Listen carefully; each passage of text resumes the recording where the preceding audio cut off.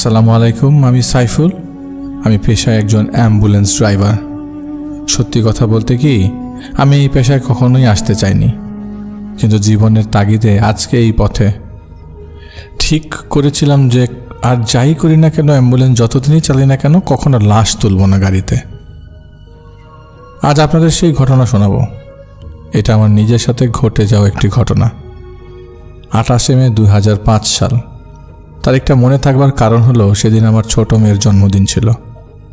ঢাকায় আমি নিজে এক রুম ভাড়া নিয়ে থাকতাম, আর পরিবার থাকতো আমার ফরিদপুর নিজ গ্রামে।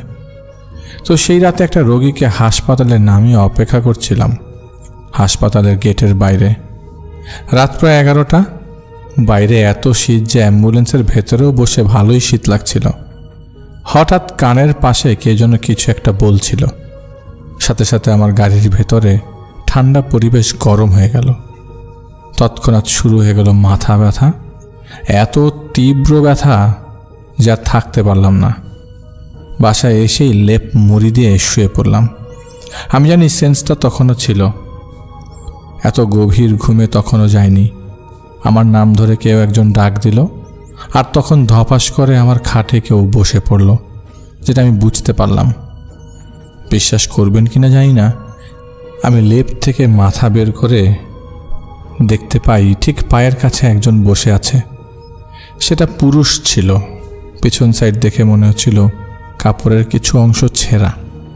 আমি ভয়ে মোবাইলের টর্চ জ্বালিয়ে ভালোভাবে দেখতে যাব, তখন দেখি সেই অবয়বটা খাট থেকে উঠে নিমিষেই গায়েব হয়ে গেল। 32 বছরের জীবনে এই প্রথম কোনো ভয়ানক অভিজ্ঞতার মুখোমুখি হলাম। সেই রাতে এতটাই ভয় পেয়েছিলাম যে টানা 2-3 দিন আমার জ্বর ছিল ভয়ে। সুস্থ হয়ে আবারও কাজে বের হলাম।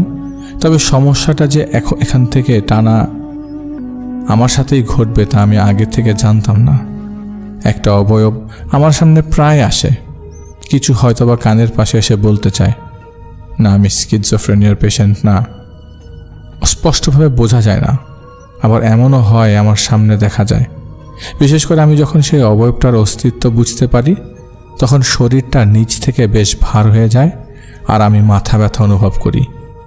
এমনকি আমি অ্যাম্বুলেন্স নিয়ে রানিং অবস্থায় থাকলেও একই সমস্যায় পড়তাম। যেমন এক রাতে রোগী নামিয়ে দিয়ে বাসার দিকে ফিরছিলাম। প্রায় আধা ঘন্টা ড্রাইভ করার পর মেন রাস্তায় উঠব। রাস্তা ছিল গাজীপুরের কালীগঞ্জ থেকে পুবাইলের বাইপাস রাস্তা। গাড়ি চালাচ্ছিলাম, এমন সময় পেছন থেকে কেউ আমার নাম ধরে পেছনে তাকাতে বলে। আমি তাকাতেই সেই অবয়বটাকে দেখি। সাথে সাথে গাড়ির স্টার্টটা আমার বন্ধ হয়ে গেল। আমি রাস্তায় বের হয়ে যাই।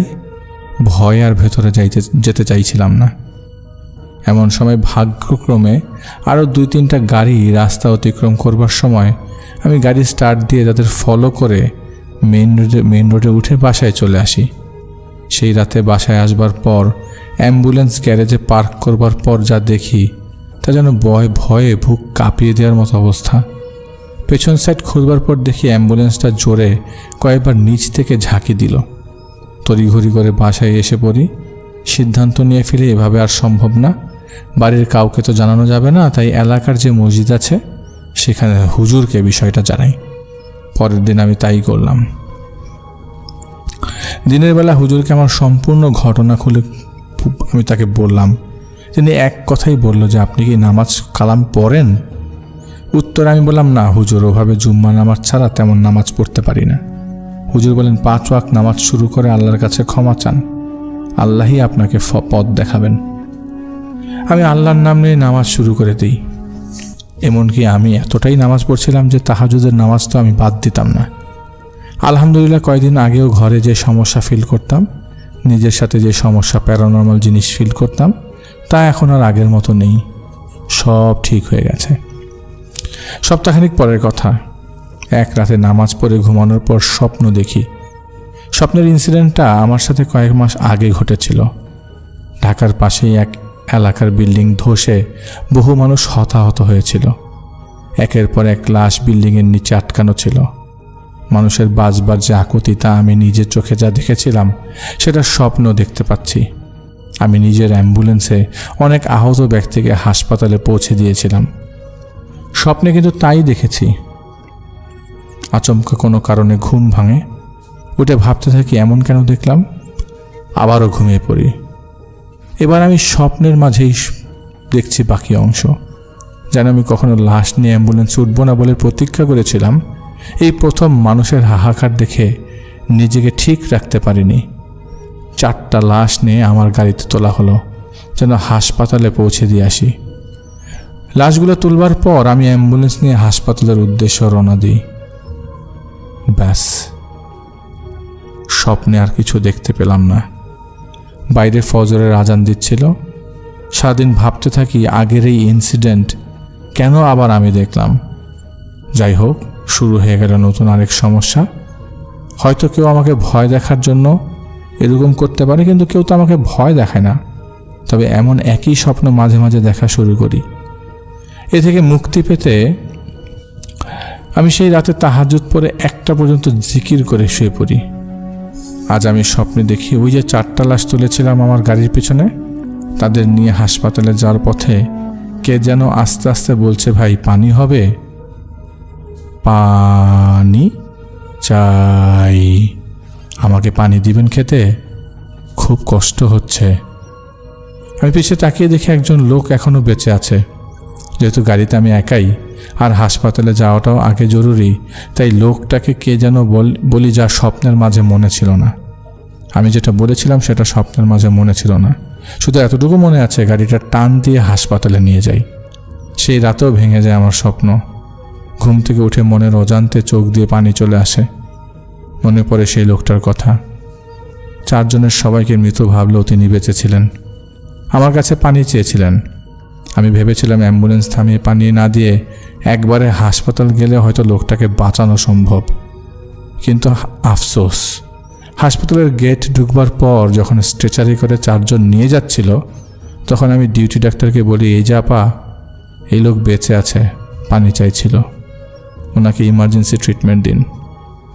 ডক্টর পালস চেক করে দেখেন তিনি আর বেঁচে নেই। কষ্টে চিৎকার দিয়ে কেঁদেছিলাম। আমি কি তাহলে একজন মৃত্যু পথযাত্রীকে পানি দিতে পারলাম না? সকালে ঘুম থেকে চিন্তায় পড়ে যাই, তাহলে এই লোকটার অবয়ব কি আমার সামনে আসতো, নাকি এগুলো আমার কল্পনা ছিল?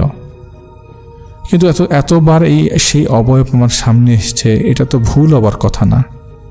যাই হোক, 2 দিন পর এক লোকের অনেক অনুরোধে ওনার চাচার লাশ নিয়ে সিলেট দিয়ে আসি। দিয়ে আসার পর ব্যাক করবার পথে ভাবলাম সেখানে বেশ নামকরা একটা মাজার আছে, সেটা জিয়ারত করব। আমি তাই করি। 3 ঘন্টা সেই মাজারে ছিলাম। রাত 2টার কাছাকাছি মাজারের ভেতরে লোকজন কিছু সজাগ, আর বেশিরভাগ লোক ফ্লোরেই শুয়ে পড়া ছিল। এমন সময় আমি নিজ চোখে সর্বোচ্চ 10 থেকে 15 হাত দূরে এক লোককে দেখি, যার পরনে ছিল কালো পাঞ্জাবি পায়জামা আর কাঁধে লাল গামছা। বয়স আনুমানিক 60 বছর হবে। তিনি এক দৃষ্টিতে আমার দিকে তাকিয়েছিলেন। হাত দিয়ে ইশারা দিয়ে আমাকে বলে কাছে ডেকে নেন। শক্ত করে ডান হাতটা ধরে ফেললেন আর ওনার মাথা নিচু করে ফেলেন। বলেন, বাড়ি ফরিদপুর, ঢাকা একা থাকেন? লোকটা কি এখনো ভয় দেখায়? আমি হতবাক হয়ে 3 বারই হ্যাঁ বলি। তারপরে তিনি বলেন, সমস্যা বেশ জটিল, যদি সমস্যার সমাধান চান তাহলে বলি। আপনি চট্টগ্রামের খাদেম আমিমুল হক বারকাতি এর সাথে কে কথা বলেন, উনি আপনাকে সমাধান করে দিবেন। সময় মাত্র 7 দিন, আর যে নামটি ব্যবহার করা আছে সেটি একটি ছদ্মনাম। আমি সেদিনের মতো রাতেই ঢাকার উদ্দেশ্যে রওনা দিই। এরপর 2 দিনের জন্য বাড়িতে যাই। স্ত্রীকে প্রথমবার আমার সব সমস্যার কথা জানাই। ঠিক হয় আমি ঢাকা হয়ে চট্টগ্রাম সেই খাদেমের কাছে যাব, এবং তাই করি। সেই মাজারে গিয়ে সিঁড়ি দিয়ে উপরে উঠে খোঁজ পাই খাদেমের। এসার পর আমাকে নিয়ে বসেন। জানি না বিশ্বাস করবেন কিনা, আমাকে দেখেই তিনি বলেন, সিলেট থেকে আমার খোঁজ পাইছো? মজনু ফকির খোঁজ দিছে? তখন মোবাইলের প্রচলন শুরু হচ্ছে মাত্র। এত কিছু তিনি জানলেন কিভাবে? আমি ভাবলাম হয়তো কোনোভাবে আমার সম্পর্কে তিনি জেনেছেন। তবে আশ্চর্য হই তখন যখন আমার সমস্যা কি কি ঘটেছে তা তিনি অনবরত কোনো তারিখ, এমনকি কোন তারিখে ঘটেছে সেটাও বলে যাচ্ছিলেন। যেই কথা আমি সিলেটে ওই হুজুরকে বলিনি সেগুলো তিনি বলে দিচ্ছেন। এমনকি রাতে কখন কি স্বপ্ন দেখতাম, অবয়ব যা সামনে আসতো বিস্তারিত সব তিনি বলে যাচ্ছিলেন। সব শুনে আমি ওনাকে প্রশ্ন করি, হুজুর এত কিছু আপনি জানলেন কিভাবে? জবাবে তিনি মুচকি একটা হাসি দিয়ে বলেন, এত কিছু জেনে লাভ নেই বাবা, তুমি কিভাবে এগুলো থেকে মুক্তি পাবা সেটা নিয়ে আমি বলে দিচ্ছি। আগামী 1 মাসে আরবি 7 তারিখে 7 বিজোর রাতে রোজা রাখবা আর 12 জন মিসকিনকে একবেলা খাওয়াবা। সেই খাদেম এইটুকু বলেই সেখান থেকে উঠে যান। আমি ওনার সাথে দাঁড়িয়ে এটা জিজ্ঞাসা করতে যাব যে আমি এই অবয়বটাকে কেন দেখি, আমি কি জিজ্ঞাসা করব? উনি নিজেই আমাকে বলেন, সাইফুল তুমি জানতে চাচ্ছ অবয়বটা কে, তাই না? কেন দেখতে পাও? এই তো শোনো, লোকটা তোমার কাছে পানি চেয়েছিল, কারণ মৃত্যুর আগে সে ভেবেছিল পানি খেতে পারলে হয়তো কিছুটা হলেও শান্তি পাবে, কিন্তু তা তো আর হয়নি। যাই হোক, ওর কারিন তোমার আশপাশ ঘুরত। আমি যা বললাম তা মেনে চলো, 1 মাস দেখো কি হয়। আমি খাদেমকে সালাম বিনিময় করে বললাম, হুজুর আমি কি আবার 1 মাস পরে আসব? তিনি কিছু না বলেই আবারও মুচকি হাসি দিয়ে সেখান থেকে ভেতরে চলে গেলেন। আমি মাজার গেটের বাইরে যেতে যেতে ভাবতে থাকি, আচ্ছা খাদেম আমার নাম জানলো কিভাবে? এরপর আমি ঢাকায় চলে আসি। ওনার কথা অনুযায়ী সব কাজ করে 1 মাস পর আবার সেই মাজারের সামনে যাই, কিন্তু ওনার নাম বলার পর ওনাকে কেউ চিনতে পারল না। বলে এই নামে নাকি এখানে কোনো খাদেমই নাকি নাই। আজ পর্যন্ত জানি না কে ছিল সিলেটের সেই ব্যক্তি আর কেই বা ছিল সেই খাদেম, তবে আজ অবধি আমার কোনো সমস্যা হয়নি। ভালো থাকবেন সবাই, ধন্যবাদ। ধন্যবাদ ভাইয়া আপনাকে, ধন্যবাদ সামির ভাইকে যিনি ঘটনাটি কালেক্ট করে। প্রিয় লিসেনার্স, এবারে যে ঘটনাটি আপনাদের সাথে শেয়ার করবে, এই ঘটনাটি আমাদেরকে যিনি পাঠিয়েছেন তার নাম শাহরুফ আহমেদ ফারদিন।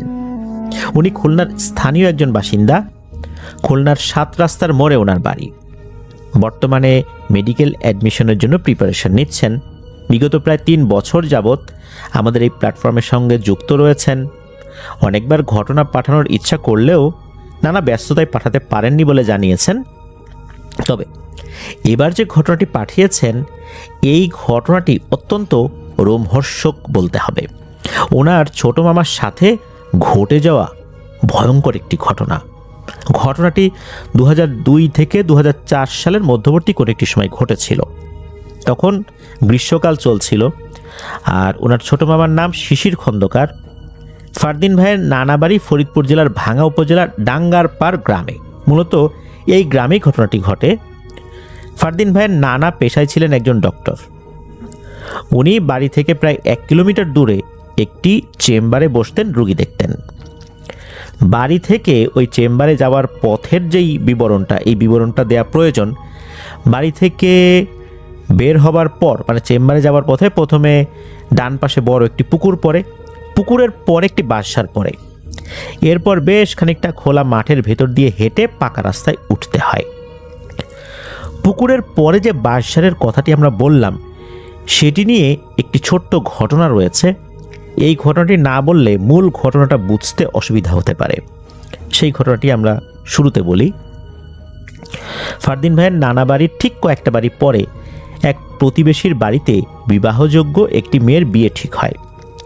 মেয়েটির অন্য একটা জায়গায় সম্পর্ক থাকার কারণে সে তো বিয়ে করতে রাজি হচ্ছিল না। কিন্তু মেয়ের মা বাবা, আত্মীয় স্বজন কোনোভাবেই মেয়েটার এই সম্পর্ক মেনে নিতে চাচ্ছিলেন না। এক প্রকার জোর করেই মেয়ের অমতে বিয়ে মেয়ের উপর চাপিয়ে দেওয়া হয়। বিয়ের কয়েকদিন আগে এক রাতে হঠাৎ মেয়েটিকে কোথাও খুঁজে পাওয়া যাচ্ছিল না। বাড়ির লোকজন ভেবেছিল হয়তোবা বাড়ির আশেপাশে কোথাও গিয়েছে। যখন অনেক রাত হয়ে যায়, মেয়েটি বাড়ি ফিরছিল না, তখন গ্রামের লোকজন সকলে একত্র হয়ে হারিকেন হাতে খুঁজতে বের হয়। অনেক খোঁজাখুঁজির পর পাট ক্ষেতের পাশে একটা ছোট শেওড়া গাছের সঙ্গে এই মেয়েটার গলায় ফাঁস দেওয়া অবস্থায় ঝুলন্ত লাশ পাওয়া যায়। সবচেয়ে অবাক করার বিষয় হচ্ছে যে শেওড়া গাছটির সঙ্গে এই মেয়েটি গলায় ফাঁস দেওয়া অবস্থায় ছিল। এই শেওড়া গাছটি নাকি মেয়েটির দৈহিক উচ্চতা থেকে বেশ ছোট, সর্বোচ্চ মেয়েটির বুক পর্যন্ত লম্বা হবে এই গাছটি। এত ছোট একটি গাছের সঙ্গে সে কিভাবে ফাঁসি দিয়ে আত্মহত্যা করলো এটা কারোই বোধগম্য হচ্ছিল না। অনেকেই মনে করলো হয়তোবা এটা জিন ঘটিত কোনো অপমৃত্যু। সেই সময় নাকি গ্রামে এরকম রহস্যময় মৃত্যু ঘটত। মেয়েটির লাশ গলায় ফাঁসি অবস্থায় এত বীভৎস দেখতে ছিল যে ছোট ছোট শিশুরা সেই বীভৎস লাশ দেখে কয়েক রাত নাকি ঘুমাতেই পারেনি। অনেক বড় মানুষও সেই লাশ দেখে আঁতকে উঠেছিল। লাশটির চেহারা এমন ছিল যে মেয়েটি হাঁটু গেড়ে এক পাশে কাত হয়ে আছে এবং নিজের হাত দিয়ে তার গলায় ফাঁস দেওয়ার রশিটি জোরে জাপটে ধরে আছে বা হাত দিয়ে চেপে ধরে আছে।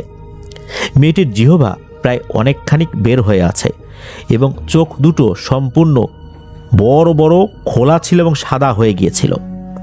আশেপাশের মাটিতে অনেক হ্যাচড়ানো বা এমন কিছু দাগ ছিল যেটা দেখে মনে হচ্ছিল যে মেয়েটি ঠিক যেই জায়গাতে দাঁড়িয়ে আছে, মানে তার যে লাশটা, এই জায়গা থেকে বেশ কিছুটা দূর দিয়েও তাকে হেঁচড়ে নিয়ে আসা হয়েছে বা জাপটাজাপটি হয়েছে, এমনটা মনে হচ্ছিল।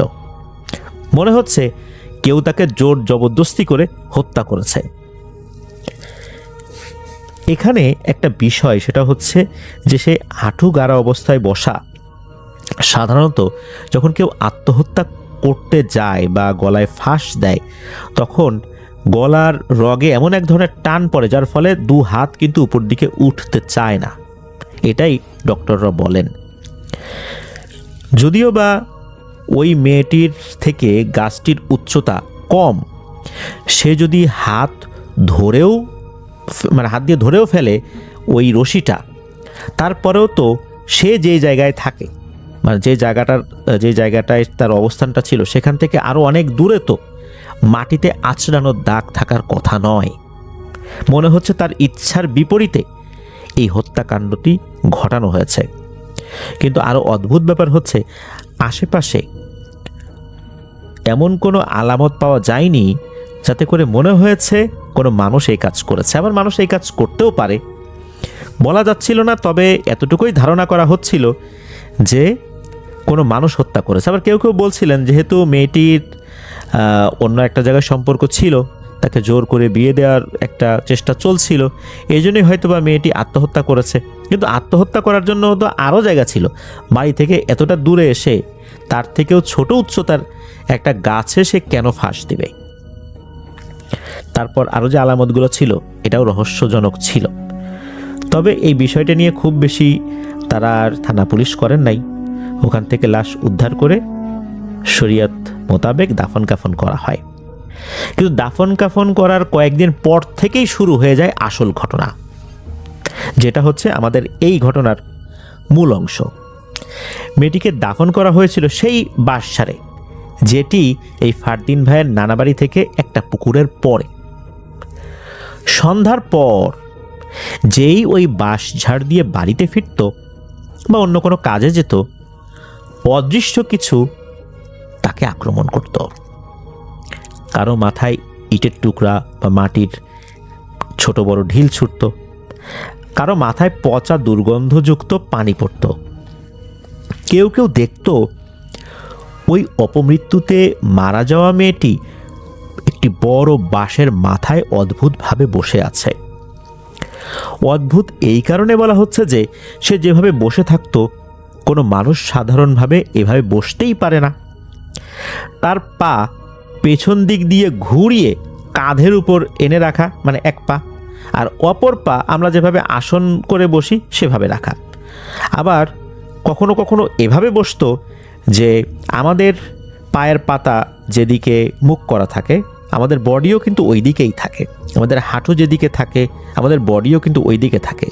কখনো কখনো নাকি এরকম বসতো যে তার পায়ের পাতা হাঁটু যেদিকে, তার বডিটা তার উল্টো দিকে। আবার কখনো কখনো এমনভাবে নাকি দেখা যেত তার বডি সব ঠিকঠাক আছে কিন্তু মাথাটা উল্টো দিকে ঘোরানো। এরকম ভয়ঙ্কর আকৃতিতে তাকে দেখা যেত। মানুষ তো প্রচণ্ড রকমের ভয় পেত। ওই বাঁশঝাড়ে অনেকের সাথেই ঘটতে থাকে রাতের বেলায় এই ঘটনা। তো এই যে ফারদিন ভাইয়ের ছোট মামা শিশির খন্দকার, তো এই শিশির মামা প্রায় প্রতিদিনই ওই বাঁশঝাড়ের ওই পথ দিয়ে ফারদিন ভাইয়ের নানাকে, মানে এই শিশির ভাইয়ের বাবাকে, মানে শিশির মামার বাবাকে হারিকেনের তেল দিয়ে আসতেন, হারিকেন এবং কেরোসিন তেল দিয়ে আসতেন আর কি। ওই চেম্বারে দিয়ে আসতেন, সন্ধ্যার আগে আগেই দিয়ে আসতেন, আর ফিরতেন ওই সন্ধ্যার পরপরই ওই বাঁশঝাড় দিয়েই। এটা বেশ অনেক দিন ধরেই উনি করে আসছিলেন আর কি। তো একদিন হয়েছে কি, নানাকে হারিকেন দিয়ে আসছেন কেরোসিন তেল সহ। চেম্বার থেকে ফেরার পথে তার সাথে কিছু বন্ধু বান্ধবের দেখা হয়। তাদের সাথে গল্প করতে করতে কিছুটা দেরি হয়ে যায়। উনি বাড়িতে এসে আবার পড়তে বসবেন। তো বন্ধুদের সাথে আড্ডা দিয়ে যখন বাড়িতে ফিরছিলেন, তখন হয়তো বা সর্বোচ্চ রাত 8টা বাজে। আর তখন তো গরমকাল ছিল, মাগরিবের নামাজ শেষ হতে হতেও কিন্তু 7:15, 7:20 এরকম বেজে যেত। 8টা মানে কিন্তু খুব বেশি রাত না, গরমকালের কথা বলছি আর কি। তো উনি তো ফিরছিলেন যখন, ওনার হাতে কোনো টর্চ লাইট বা অন্য কোনো আলোর কিছু ছিল না। ওনার চিরচেনা সেই বাড়ির পথ ধরেই আসছিলেন। ওই পথ তো তার খুবই চেনা, চোখ বন্ধ করে হাঁটলে ওই বাসার ভেতর দিয়ে উনি চলে আসতে পারবেন, এতটাই চেনা। তার কোনো আলোরও প্রয়োজন ছিল না। অমাবস্যার অন্ধকারে অনায়াসেই উনি হাঁটাচলা করতে পারতেন। তো উনি হাঁটতে হাঁটতে যখন ওই বাসারের কাছে আসছেন, আর ওই যে যেই মেয়েটা মারা গিয়েছিল, ওই মেয়েটার কবরস্থান, মানে যেই জায়গাটাতে আর কি কবর যেখানে দেওয়া হয়েছিল, ওই কবরের কাছাকাছি জায়গায় একটা বড় লেবু গাছ ছিল। লেবু গাছ কিন্তু বেশ অনেক জায়গা নিয়ে ছড়িয়ে যায়। আমরা যারা লেবু গাছ দেখেছি, বড় বড় লেবু গাছ একটা ঝোপের মতো হয়ে যায়। তো মামা দেখতে পেলেন ওই লেবু গাছের তলা থেকে বেশ খানিকটা আলোর ঝলকানি বের হচ্ছে। শিশির খন্দকার মামার বয়স কিন্তু তখন 16-17 বছরের মতো হবে আর কি। তবে উনি বেশ সাহসী ছিলেন। কিছুটা ভয় পেলেও মনে সাহস রেখে সামনে বাড়ির দিকে আগাতে থাকলেন। ধীরে ধীরে হলো কি, ওই লেবু গাছের তলা থেকে যেই আলোর ঝলকানিটা বের হচ্ছিল, ওটা মনে হচ্ছে আস্তে আস্তে একটু একটু বড় হতে শুরু করেছে। তো মামা আবার ওইদিকে যখন তাকিয়েছেন, উনি দেখেন ওই আলোর ভেতর থেকে ছোট্ট একটা পুতুল বের হয়ে আসছে। বাজারে কিছু পুতুল কিনতে পাওয়া যায় না, ছোট বাচ্চা মেয়ের আকৃতির, খুব সুন্দর পুতুল, ওই রকম পুতুল, দেখতে খুবই সুন্দর। ওই আলোর ঝলকানিতে ওই পুতুলের চেহারাও খুবই স্পষ্টভাবে বোঝা যাচ্ছিল। মামা এটা দেখে থমকে যান, আরে এইটা কি? আরও একটি বিষয় দেখে উনি মারাত্মক ভয় পেয়ে যান। সেটা হচ্ছে ওই পুতুল এক পা করে এগিয়ে আসছে, আর প্রতি কদমে কদমে তার উচ্চতা দ্বিগুণ হয়ে যাচ্ছে। এভাবে অল্প কয়েক কদম আগানোর পরপরই ওই পুতুলটা মামার থেকেও আরও উঁচু আকৃতি ধারণ করেছে। আর মামা যখন ওই পুতুলের মুখের দিকে ভালো করে তাকিয়েছেন, তখন দেখেন ভয়ঙ্কর একটা দৃশ্য। এই পুতুলের চেহারাটা এখন আর সুন্দর নাই। এর চেহারা হয়ে গেছে এই যে কিছুদিন আগে যেই মেয়েটি মারা গিয়েছিল, যার ডেড বডিটা পাওয়া গিয়েছিল গলায় ফাঁস দেওয়া অবস্থায়, এই মেয়েটির চেহারা। তবে ওই চেহারার ভিতরে যে ভয়ঙ্কর রূপ ছিল, বিষয়টা এরকম না। সে স্বাভাবিক অবস্থায় যেরকম ছিল ওই রকমই চেহারা, কিন্তু এবারে ওই অবয়বটি 2 হাত প্রসারিত করে শিশির মামাকে বলছে, এই শিশির, আয় এদিকে আয়। এই বলে 2 হাত প্রসারিত করে মামাকে জড়িয়ে ধরতে গেছে। মামা তখন কি করবেন বুঝে উঠতে না পেরে উনি ওনার হাত দিয়ে ওই অবয়বটা শরীরে আঘাত করার চেষ্টা করেছেন। আর তখন উনি দেখেন যে ওনার হাতটা মনে হলো বাতাসের ভেতর দিয়ে চলে গেল। মানে ওই অবয়বটাকে দেখে একটা সলিড বস্তু মনে হলেও যখন হাত দিয়ে ওটাকে আঘাত করেছেন, মনে হলো বাতাসের উপর উনি হাত চালিয়েছেন।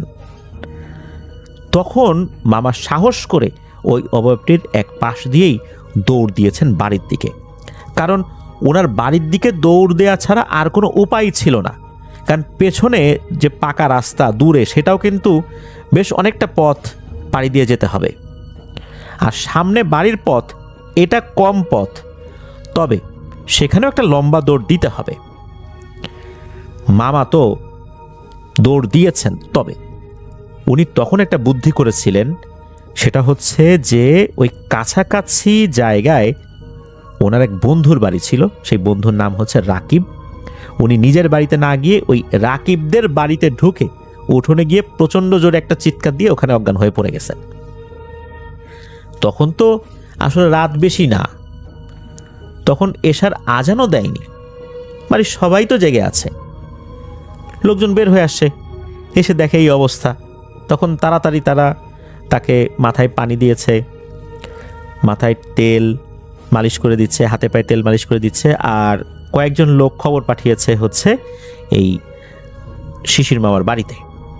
সেখান থেকে লোকজন চলে আসে, তাকে ধরাধরি করে বাড়িতে নিয়ে যায়। হুজুর ডেকে আনা হয়, ঝাড়ফুঁক করানো হচ্ছে। জ্ঞান সহজে ফেরে না, অনেকক্ষণ পরে জ্ঞান ফেরে। কি হয়েছিল পরবর্তীতে মামা খুলে বলেন। এরপর এলাকার লোকজন বসে একটা পরামর্শ করেন যে এভাবে তো চলতে দেয়া যায় না, অনেকদিন ধরেই তো এরকম উৎপাত চলছে এই বাঁশঝাড়ের এখানে বা আশেপাশে, একটা কিছু তো করতে হবে। ভালো একজন হুজুরকে নিয়ে আসা হয়, উনি পুরো জায়গাটা ভালো করে বন্ধনী দিয়ে দেন এবং রুকিয়া করে দেন। এরপর থেকে ওই জায়গার সমস্যাটা একদমই দূরীভূত হয়ে যায়। এরপর থেকে এই ধরনের সমস্যা আর কখনো ওখানে ঘটেনি। এটাই ছিল ঘটনা। প্রিয় লিসেনার্স, একবার ভাবুন, কেউ একজন বাঁশঝাড়ের ভেতর দিয়ে আসছে, কোনো একটা লেবু গাছের নিচ থেকে একটা পুতুল বের হয়ে এসেছে, আর সেই পুতুলটা প্রতিটা কদমে কদমে বড় হয়ে যাচ্ছে। সেই পুতুলটা যদি কোনো মানুষের চেহারার আকৃতি ধারণ করে, যেই মানুষটা গলায় ফাঁস দিয়ে আত্মহত্যা করেছে বা তাকে হত্যা করা হয়েছে এমন কোনো ব্যক্তি, আবার যদি দুহাত প্রসারিত করে জড়িয়ে ধরতে আসে, তখন মানুষের ভয়ের লেভেলটা কোথায় পৌঁছাতে পারে। আল্লাহর রহমতে শিশির মামা যে ওখান থেকে বুদ্ধি করে বেঁচে ফিরতে পেরেছেন, এটাই আল্লাহর অশেষ রহমত। আমরা হলে ওখানেই হয়তো বা সেন্সলেস হয়ে পড়ে যেতাম বা ওখানেই হার্ট অ্যাটাক করে মারা যেতাম, এমন একটা অবস্থা হতে পারত। তো আল্লাহ শিশির মামাকে বাঁচিয়ে এনেছেন এই ধরনের একটা পরিবেশ পরিস্থিতি থেকে, আলহামদুলিল্লাহ। আমরা চাই না এরকম ঘটনা আর কারো সাথে ঘটুক। এটাই ছিল ঘটনা। ধন্যবাদ জানাচ্ছি আমাদেরকে যিনি ঘটনা পাঠিয়েছেন, শাহরুফ আহমেদ ফারদিন ভাইকে। আশা করি ওনার কাছ থেকে আরও অনেক ঘটনাই ইনশাল্লাহ আমরা পেতে থাকব। উনি দোয়া চেয়েছেন উনি যেন মেডিকেল ভর্তি পরীক্ষায় উত্তীর্ণ হতে পারেন। আমরা দোয়া করি তার জন্য, আল্লাহ তাআলা তার মনের নেক আশাকে পূরণ করে দিন। আমার নাম সামি। বাসা নরসিংদী হওয়ায় আমি ঢাকা মতিঝিলে হোস্টেলে থেকে পড়াশোনা করছি। আমি ফেব্রুয়ারি মাস হতে হোস্টেলে আছি। প্রথম কয়েকদিন ভালোই ছিল। আমার সাথে নটরডেম কলেজের একজন বড় ভাই, যিনি চট্টগ্রামে থাকতো, এবং অন্য সিট খালি ছিল। এপ্রিলে রোজা শুরু হওয়ার পর সবাই বাড়ি চলে যায়, আমার রুমমেটও চলে যায়। আমি এক রাত থাকার পর খারাপ লাগায় আমিও বাড়ি চলে আসি। মে মাসে আবার যখন আসি তখন শুনতে পাই ওই রুমমেটের পরিবার ঢাকায় চলে আসায় সে আর থাকতে পারবে না। বছরের মাঝামাঝি হওয়ায় নতুন কোনো ছাত্রও আসছে না। অন্যান্য রুমে সিট থাকার পরও আমি এই রুমের মায়া তখন ত্যাগ করতে না পারায় এক প্রকার বাধ্য হয়েই সেই রুমেই থেকে যাই, যা আমার জন্য পরবর্তীতে কাল হয়ে দাঁড়ায়। জুন মাসে আমার হাফ ইয়ারলি পরীক্ষা হওয়ায় আমি রাত 2টা থেকে 3টা পর্যন্ত পড়ালেখা করতাম। একদিন আমার রুমের পাশের ওয়াশরুমে আমি রাত 2:30 দিকে পানি পড়ার শব্দ শুনতে পাই এবং শুনে আমি রুম থেকে বের হয়ে দেখি সেখানে কেউ নেই। এর পরের দিনের কথা, তার পরের দিন একই ঘটনা। তবে ওই দিন কেউ একজন গোসল করলে যেমন পানির শব্দ হয় তেমন আওয়াজ আসছিল। এর পরের দিন বাথরুমের সামনের সিসি ক্যামেরা চেক করে দেখতে পাই সেখানে কিছুই নেই। সেটাতে আমি আগে ঘুমিয়ে যাওয়ার পরও পানির আওয়াজে ঘুম ভেঙে যায়। তারপর আমি পাশের রুমের ছেলেকে ফোন দিয়ে বলি বাইরে দেখার জন্য যে কিছু সে দেখতে পায় কিনা। তবে সে চলে যাবার পরও আমি এটা শুনতে পেতে থাকি। এভাবেই চলে যাচ্ছিল ভয় আর আতঙ্কে। আমি প্রমাণ না থাকায় কাউকেই কিছুই বলতে পারছিলাম না। পুরো বিষয়টাই আমি নিজের মধ্যেই রেখে দিয়েছিলাম। মে মাসের 24 তারিখ রাতে ঘটেছে আসল ঘটনা। পরীক্ষা তখন আর মাত্র 5 দিন বাকি থাকায় আমি তখন পড়ছিলাম। রাত আনুমানিক 1:42। তখনই হঠাৎ কল দিয়ে পানি পড়ার শব্দ শুরু হয়ে যায়। এমন সময় কারেন্টও চলে গেল।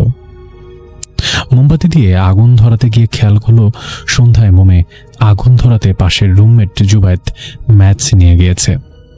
তখন আমি তাকে ডাকলাম, সে কোনো সাড়া দিচ্ছিল না। পরে সে সাড়াও দিল, বলল দরজা খুলে নিয়ে যা।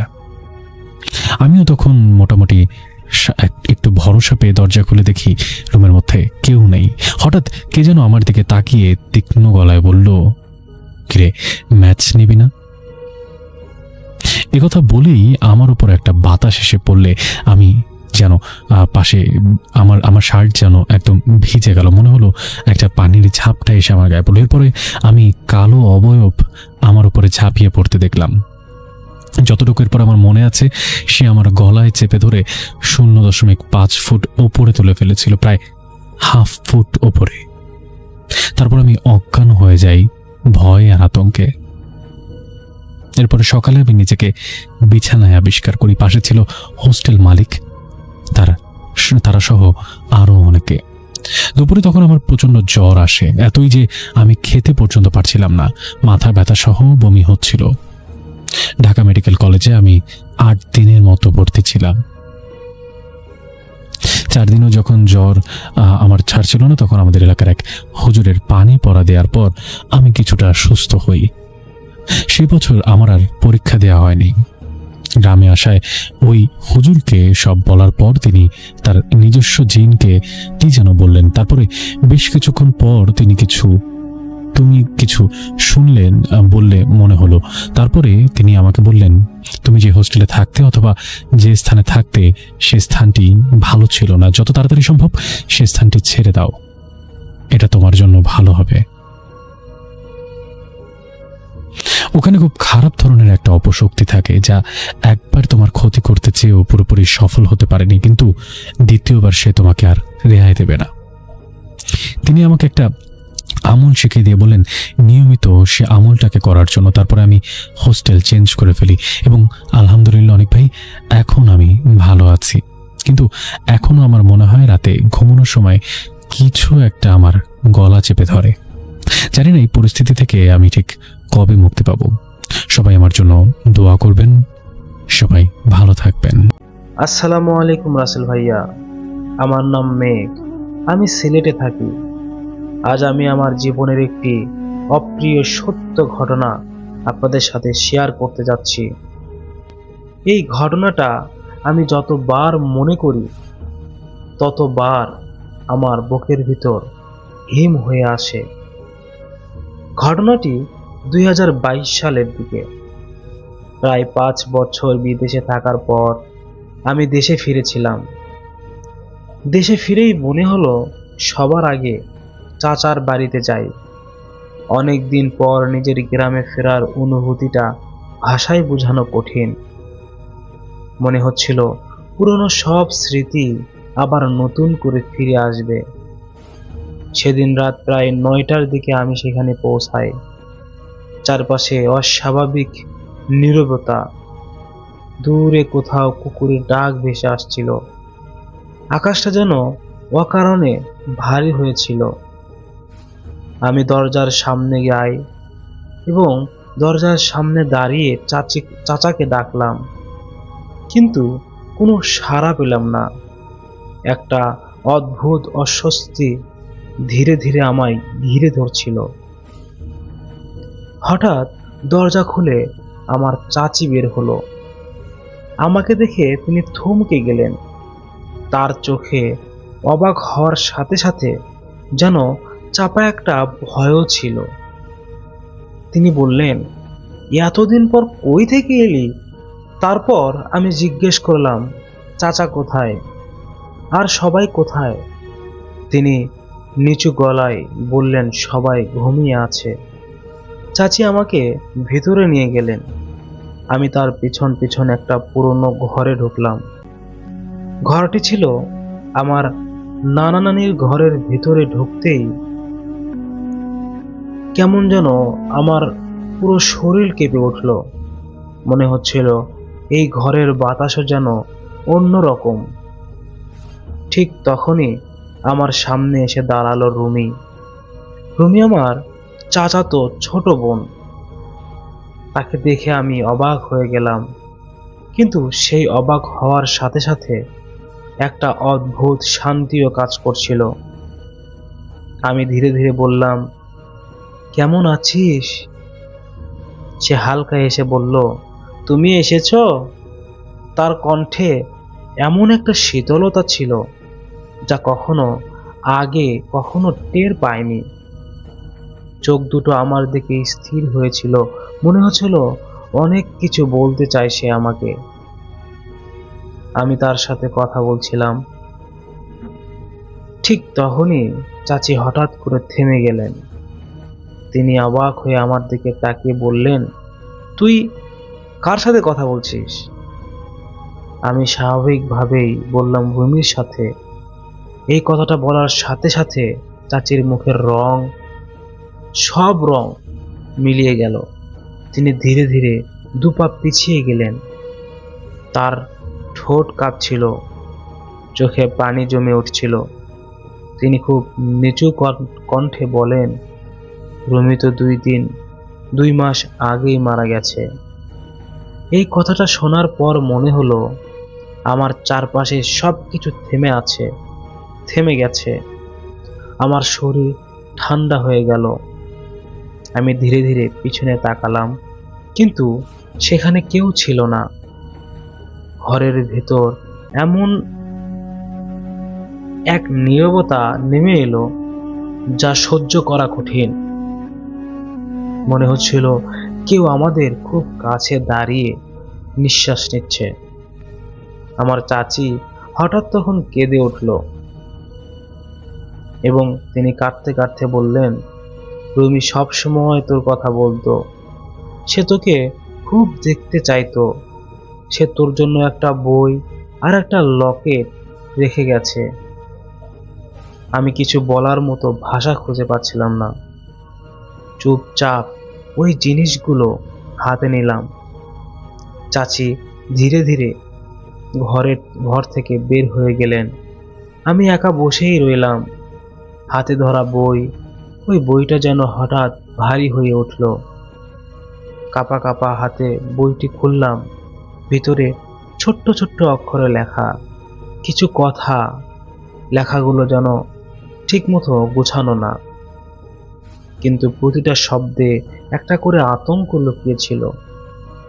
সেখানে লেখা ছিল, তার সাথে খারাপ কিছু ঘটেছে, কেউ তাকে কষ্ট দিয়েছে, সে বাঁচতে চেয়েছিল, সে সাহায্য চেয়েছিল।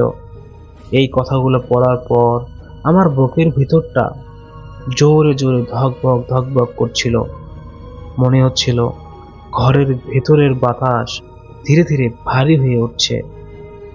ঠিক তখনই জানালার পর্দা হালকা দুলতে লাগলো। বাইরে থেকে ঠান্ডা বাতাস ভিতরে ঢুকলো। আমি অজান্তেই জানালার দিকে তাকালাম। দূরে সেই সেই বড় হিজল গাছ, আর তার নিচে একটা পুরনো দোলনা। কেউ নেই, তবুও সেই দোলনাটা আস্তে আস্তে দুলছে। আমার গা কাঁটা দিয়ে উঠল। মনে হচ্ছিল এই বাড়ির প্রতিটা জিনিস আমাকে কিছু বলতে চাইছে, কিন্তু আমি কিছুই বুঝতেছি না। কি করব, কি হবে, কিচ্ছুই বুঝতেছি না। সেই রাতের পর থেকেই আমার ভেতরের মানুষটা যেন আর আগের মতো ছিল না।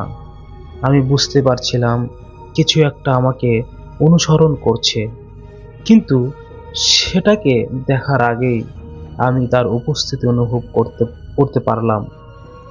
লকেটটা গলায়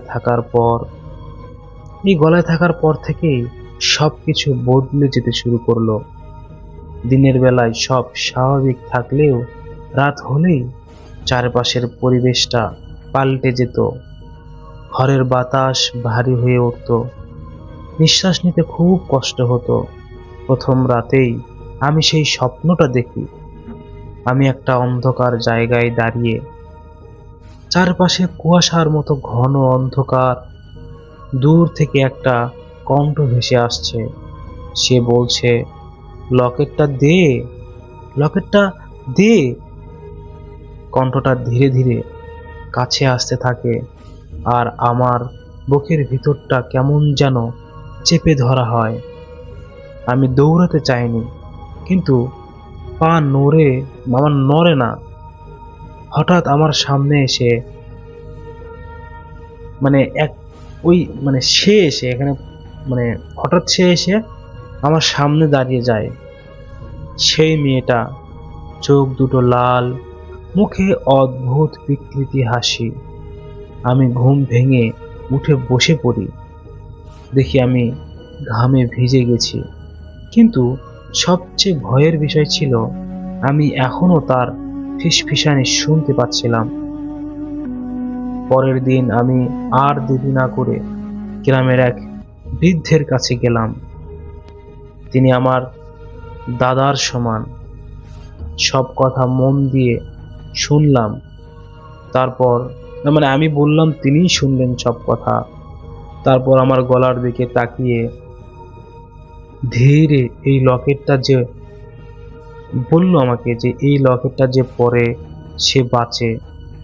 এটা শুধু একটা গয়নাই না, এটা একটা, যে একবার পরে, যে একবার এর সাথে জড়ায়, বা যে ব্যক্তি এই লকেটটা একবার পরে সে আর মুক্তি পায় না। তার কথা শুনে আমার বুক কেঁপে উঠল।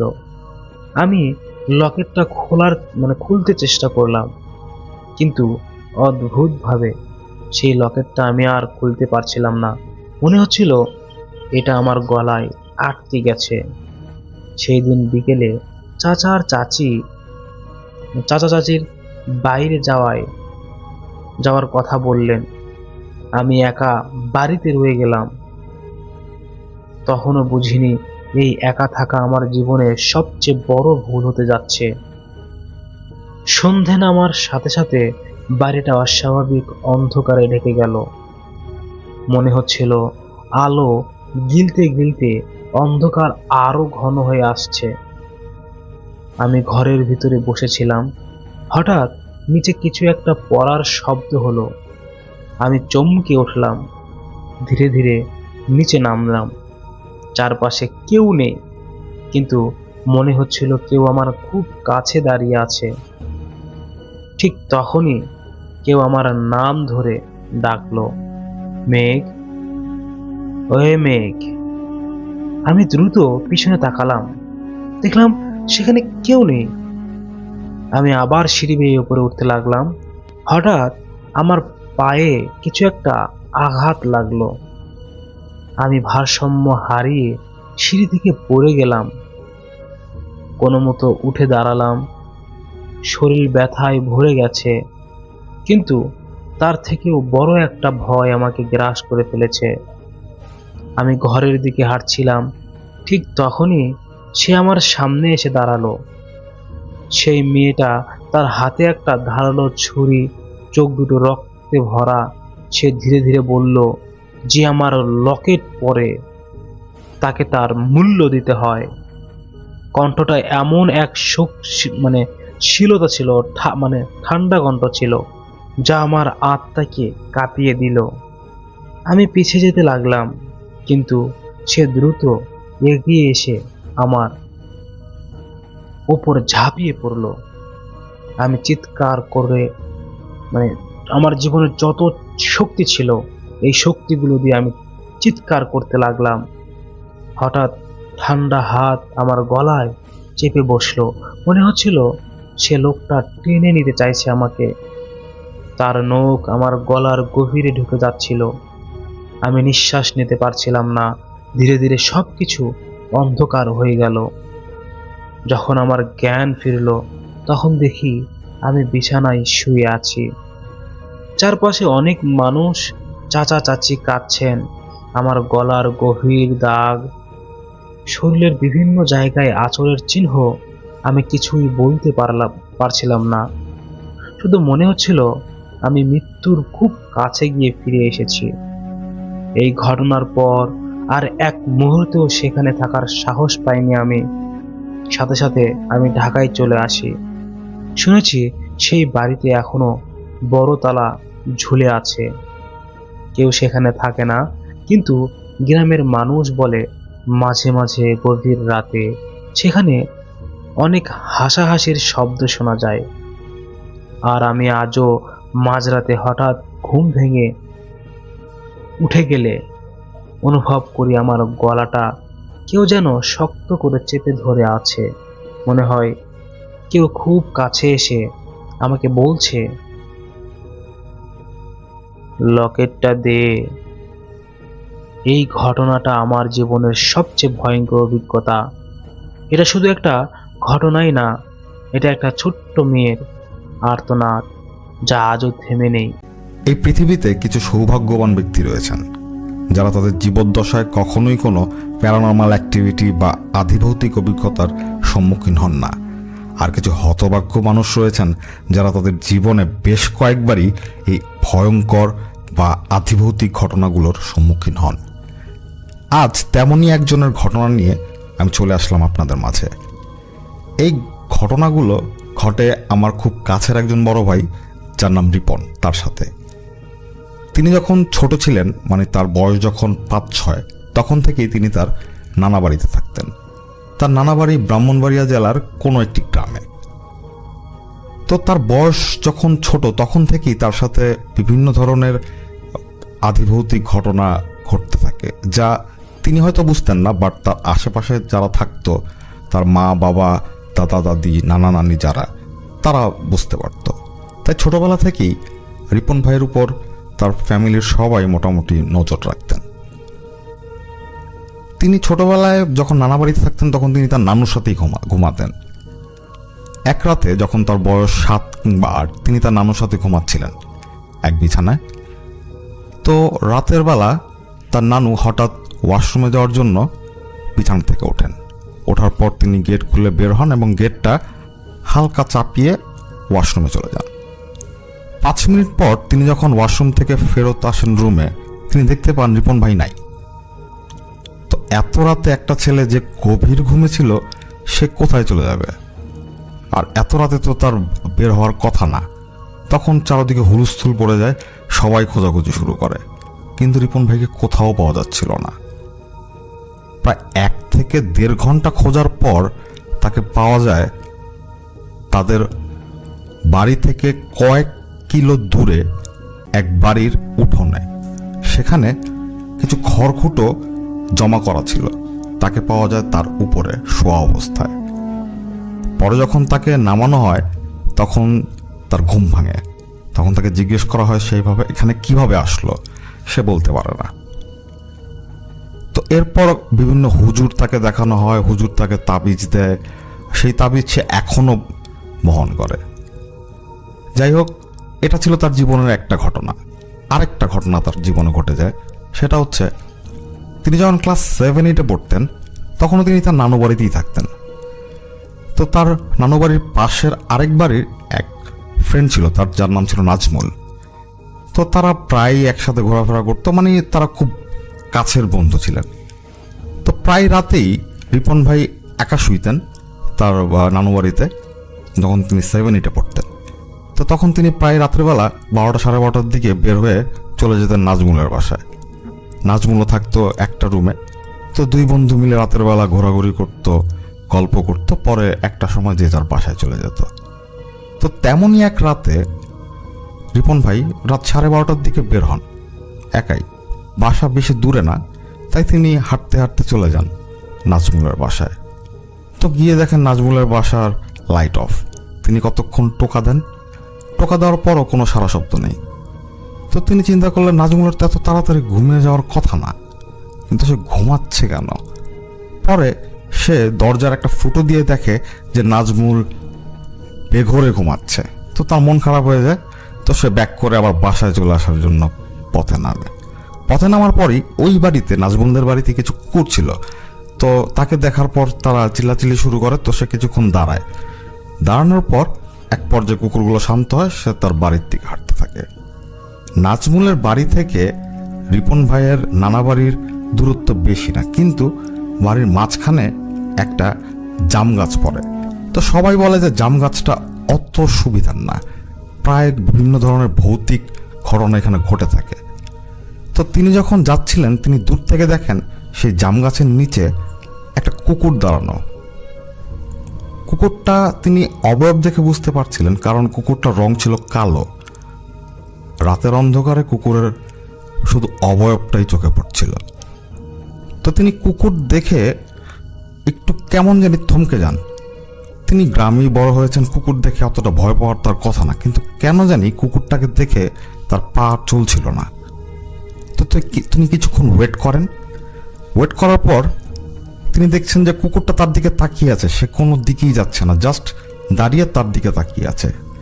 সে প্রায় আধা ঘন্টা ওইখানে দাঁড়িয়েছিল, জাস্ট কুকুরটা মুভ করলে সে যাবে, তার সাহস হচ্ছিল না কুকুরটার পাশ দিয়ে যাওয়া।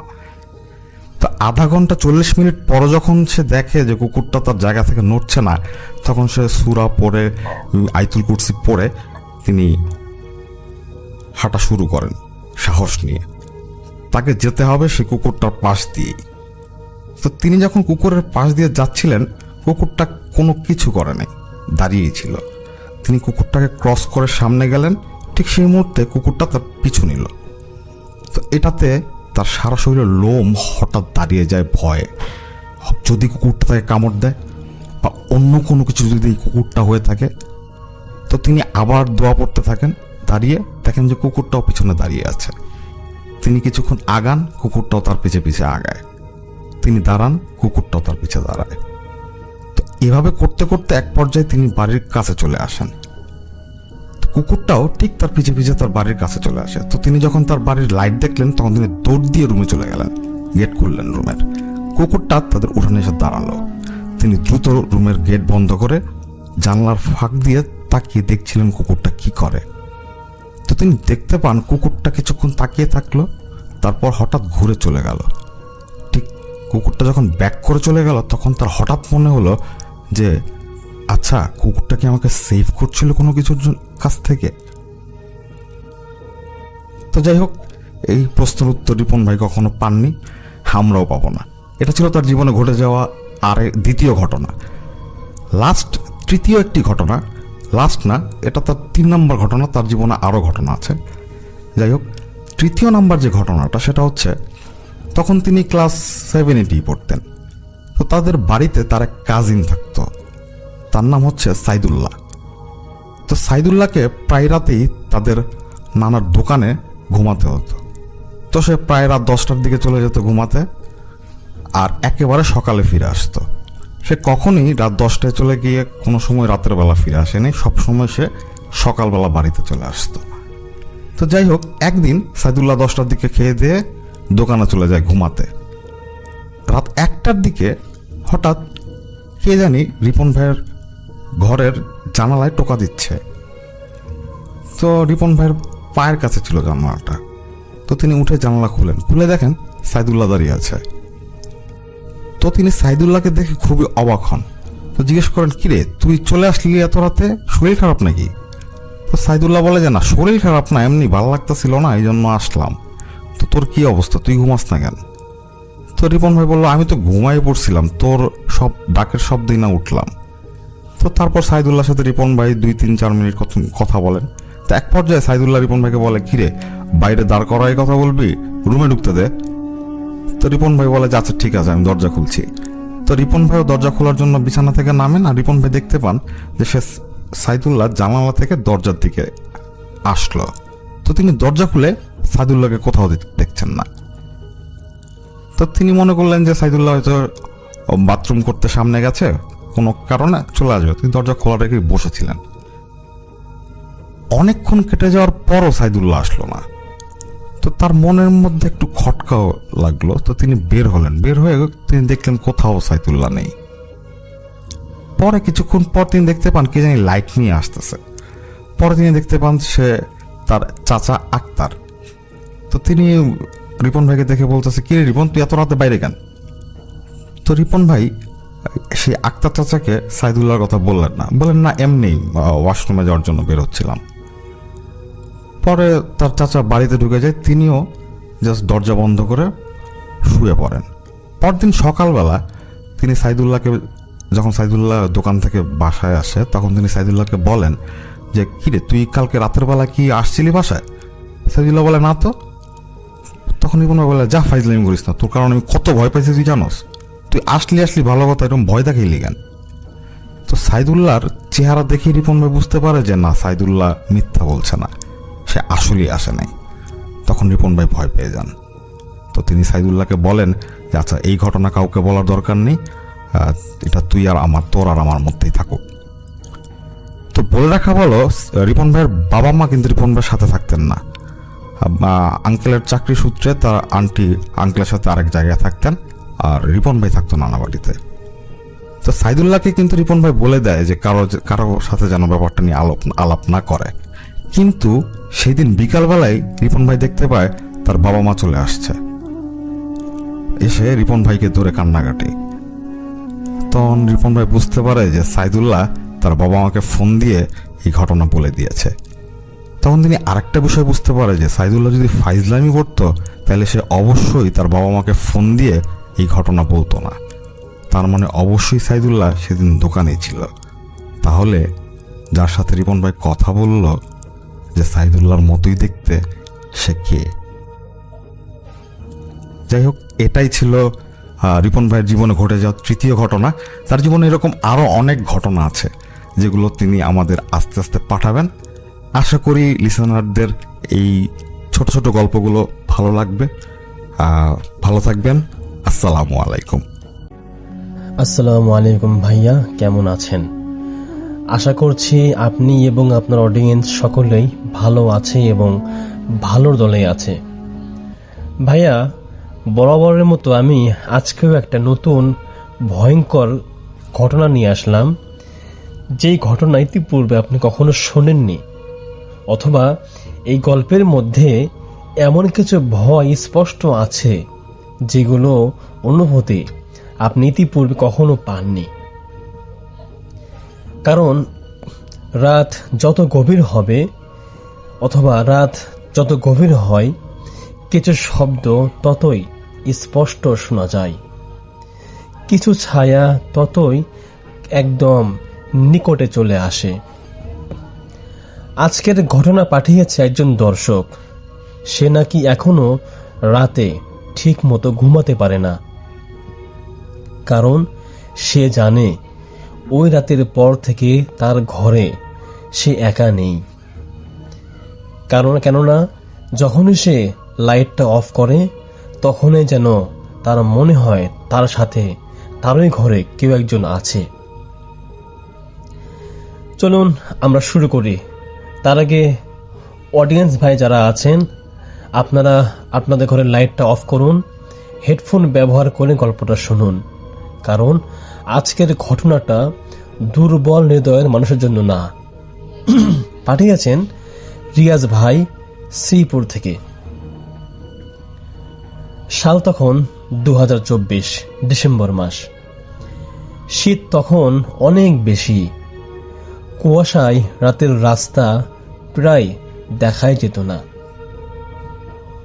আমি মানে রিয়াজ তখন একটা প্রাইভেট কোম্পানিতে নাইট শিফটে কাজ করত। তো সে এভাবে লিখেছে যে ভাইয়া, তখন আমি একটা প্রাইভেট কোম্পানিতে নাইট শিফটে কাজ করতাম। রাত 1টার দিকে অফিস শেষ করে বাসায় ফিরতাম। আমাদের বাড়িটা একটু নিরিবিলি এলাকায়, আশেপাশে তেমন লোকজনও নেই বললেই চলে। বাড়ির পাশেই একটা পুরনো বাঁশ ঝাড় ছিল, আর তার পাশেই একটা ভাঙা কবরস্থান ছিল। এলাকার মানুষজন বলতো রাত 12টার পরে ওই রাস্তা দিয়ে কেউ যেন একা না যায়, কেননা সেখানে নাকি অনেকেই অদ্ভুত শব্দ শুনতে পায়। কেউ কেউ আবার সাদা কাপড় পরা কাউকে দাঁড়িয়েও থাকতে দেখেছে। কিন্তু আমি এই যুগে এসে এসব একদমই বিশ্বাস করতাম না। কিন্তু ওই রাতের পর থেকে আমার সব কিছু একদম বদলে যায়। সেদিন রাতে আমি অফিস থেকে ফিরতে ফিরতে প্রায় 2টা বেজে যায়। চারপাশটা একদম নিস্তব্ধ হয়েছিল, হালকা কুয়াশা, ঠান্ডা বাতাস, আর দূরে কুকুরের ডাক ছিল। আমি হঠাৎ হাঁটতে হাঁটতে বাঁশ ঝাড়ের কাছে পৌঁছাই। হঠাৎ শুনলাম কেউ যেন খুব ধীরে আস্তে করে ডাকছে, রিয়াজ। আমি প্রথমে থেমে গেলাম, তারপরে চারপাশে দেখলাম কেউ নেই। তখন মনকে সান্ত্বনা দিলাম, হয়তো ভুল শুনেছি। আবারও আমি পুনরায় হাঁটা শুরু করলাম, কিন্তু এবার ডাকটা আরো স্পষ্ট ছিল, রিয়াজ, পিছনে ফিরো। এমন ডাক শোনার পরে আমার শরীর পুরোপুরি কেঁপে উঠল, কারণ গলার শব্দটা ছিল একজন মহিলার, খুব ঠান্ডা এবং খুব ধীর কণ্ঠ। আমি সাহস করে পেছনে তাকালাম। তারপর আমি যা দেখলাম, আমি তা দেখার জন্য মোটেও প্রস্তুত ছিলাম না।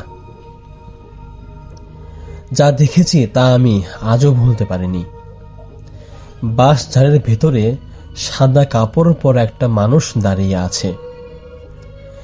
চুলগুলো ছিল মুখের উপরে ঝুলে, তার মুখটা এই কারণে স্পষ্ট দেখাও যাচ্ছিল না, কিন্তু সবচেয়ে ভয়ঙ্কর ছিল তার চোখ, কারণ তার চোখের ফাঁক দিয়ে লাল লাল দুটো চোখ জ্বলছিল।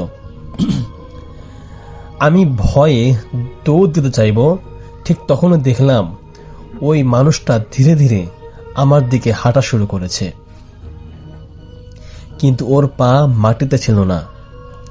আমি আর 1 সেকেন্ডও দাঁড়াইনি, পাগলের মতো দৌড়াতে লাগলাম। বাসায় এসে হাঁপাতে হাঁপাতে দরজা বন্ধ করি। তখনই মা জিজ্ঞাসা করলো, বাবা কিছু কি হয়েছে?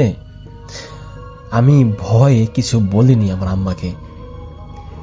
সেদিন রাতে আমি ঘুমাতে পারিনি। বারবার মনে হচ্ছিল যেন কেউ জানালার বাইরে দাঁড়িয়ে আছে। রাত তখন প্রায় 3টে বেজে গেছিল। আমার জানালায় হঠাৎ ঠক ঠক শব্দ হলো। আমি ধীরে তাকালাম জানালার দিকে। জানালার ওপাশ থেকে একটা সাদা মুখ আমার দিকে চেয়ে আছে। চোখ দুটো পুরো কালো, আর ঠোঁটে অদ্ভুত একটা হাসি ছিল। আমি চিৎকার করে উঠলাম।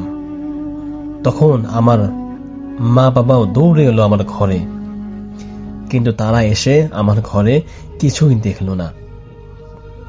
পরদিন সকালে জানালার নিচে কাদার মধ্যে অদ্ভুত কিছু দাগ পাওয়া যায়, যা ছিল পুরোই মানুষের পায়ের মতো, কিন্তু উল্টো ছাপ ছিল। আমি এর পর থেকে আর কখনো ওই রাস্তা দিয়ে রাতের বেলা যাইনি। কিন্তু ঘটনাটা এখানে শেষ না। 1 সপ্তাহ পর আমার ফোনে একটা অচেনা নাম্বার থেকে কল আসে। রিসিভ করতেই কোনো কথা নেই, শুধু একটাই শব্দ, রিয়াজ, পিছনে তাকাও। আমি ধীরে ধীরে পিছনে ফিরলাম, আর তখনই আমার রুমের জানালার বাহিরে আবারও সেই সাদা মুখটাই দাঁড়িয়েছিল। আজকের ঘটনাটা যদি সত্যি আপনাদের গায়ে কাটা দিতে বাধ্য করে, তাহলে ভিডিওতে একটা লাইক দিয়ে জানিয়ে দিন। আর আপনার জীবনে যদি এমন কোনো ভয়ঙ্কর ঘটনা ঘটে থাকে, তাহলে অবশ্যই কমেন্টে লিখে পাঠান। হয়তো আপনার গল্পটাই হবে পরের ভিডিওর ভয়ঙ্কর ঘটনা। সবাই সাবধানে থাকবেন, কারণ রাত যত গভীর হয় সব কিছু ততটা স্বাভাবিক থাকে না। আজকের মতো এখানেই, আল্লাহ হাফেজ। দেখা হচ্ছে পরবর্তী কোনো এপিসোডে। আর আমি অডিয়েন্স ভাইদেরকে অবশ্যই বলবো, আপনারা প্লিজ আপনাদের অনুভূতিগুলো কমেন্ট করে জানাবেন। আমরা আপনাদের প্রতিটা কমেন্টগুলো পড়ি, এবং আপনাদের কমেন্টগুলো পড়ার পরে আমাদের মধ্যে নতুন করে একটা গল্প বলার অনুপ্রেরণা যোগায়। দেখা হচ্ছে পরবর্তী কোনো এপিসোডে। ততক্ষণ পর্যন্ত সকলের দীর্ঘ আয়ু এবং সুস্বাস্থ্য কামনা করে আজকের মতো এখানে রাখছি। আল্লাহ হাফেজ। ধন্যবাদ প্রিয় লিসেনার, যারা সম্পূর্ণ ঘটনাগুলো শুনলেন। আপনারা জানেন আমরা এই চ্যানেলের মাধ্যমে প্রতিনিয়ত এরকম বাছাইকৃত ভয়ঙ্কর ঘটনাগুলো তুলে ধরি। আপনারা যারা যারা আমাদের এই ধরনের ঘটনা পছন্দ করেন তারা অবশ্যই অবশ্যই আমাদের চ্যানেলটিকে সাবস্ক্রাইব করবেন। এবং আপনারা জানেন যে আমি ইতিমধ্যে এই চ্যানেলে আমার অডিয়েন্সের মেইল করা ঘটনাগুলো ভিডিও আকারে পড়তেছি, মানে আপনাদের শোনাচ্ছি। এবং অনেকেই আমাকে কমেন্ট করছেন, ভাই আপনার বলা ঘটনা খুবই ভালো লাগছে। তো যাই হোক, আমি আপনাদের চাহিদা অনুযায়ী যে ঘটনাগুলো আপনারা পছন্দ করেন এই ঘটনাও আপনাদেরকে দিব। পাশাপাশি আপনারা আপনাদের দেওয়া ইমেইলগুলো আমি কিন্তু রেকর্ড করে আপনাদের শোনাবো। কোন ঘটনা বেশি ভালো হয় তা কমেন্ট করে জানাবেন। আর প্রতিনিয়ত আপনাদের ইচ্ছা মতো চাহিদা মতো কিন্তু আমি ঘটনা রেকর্ড করছি। আপনারা প্রতিদিন ঘটনা শুনতে চেয়েছেন বিধায় আমি ঘটনা দিচ্ছি। এবং আমাদের কমিউনিটিতে আপনারা বলেছেন যে ভাই আমাদের মেইলগুলো পড়তে হবে। অবশ্যই আমি, যেহেতু আপনারা এই চ্যানেলের অডিয়েন্স, প্রতিনিয়ত আপনারা হাজার হাজার মানুষ আমাদের ঘটনাগুলো শোনেন, তো তাদের কথা শুনতে তো হবেই। তাই আপনারা আপনাদের দাদা দাদি, নানা নানি বা বাবা মার সাথে বা আপনার সাথে ঘটে যাওয়া কোনো যদি ভয়ঙ্কর ঘটনা থাকে, সত্য ঘটনা যেখান থেকে কোনো মানুষ কোনো কিছু শিখতে পারবে বা কোনো মানুষ আনন্দ পাবে, এরকম কোনো ঘটনা যদি আপনারা আমাদের দিতে পারেন তাহলে অবশ্যই আমরা সেই ঘটনাটি অবশ্যই আমরা এইভাবে রেকর্ড করে পাঠিয়ে দেব। সবার ঘটনায় কিন্তু মোটামুটি ভালো হচ্ছে যারা ঘটনাগুলো বলছেন। আপনার অডিয়েন্স যদি আমাদের কাছে আরও আসেন তাহলে আমরা আপনাদের ঘটনাগুলো নিব। এবং অনেকে কিন্তু আমাদের স্টুডিওতে আসতে চাই, আমরা কিন্তু তাদের ঘটনাগুলো আমরা কিন্তু নিব এবং তাদের ঘটনাগুলো শুনে যদি ভালো হয় অবশ্যই প্রচার করবো ইনশাআল্লাহ। আমাদের চ্যানেল সর্বদাই আপনাদের সাথে আছে এবং লোকাল ভূত এফএম চ্যানেল সর্বদাই আপনাদের পাশে থাকবে এবং আপনাদের চাহিদা অনুযায়ী প্রতিদিন নতুন নতুন সুন্দর সুন্দর ভয়ঙ্কর সকল ঘটনা দিবে। আপনারা কি ধরনের ঘটনা চান তা অবশ্যই আমাদের কমিউনিটিতে, ফেসবুক গ্রুপে অথবা আমাদের কমেন্টে আপনারা জানিয়ে দিবেন কি ধরনের ঘটনা চান। ধন্যবাদ। আজকের মধ্যে এখানে বিদায় নিচ্ছি। আসসালামু আলাইকুম।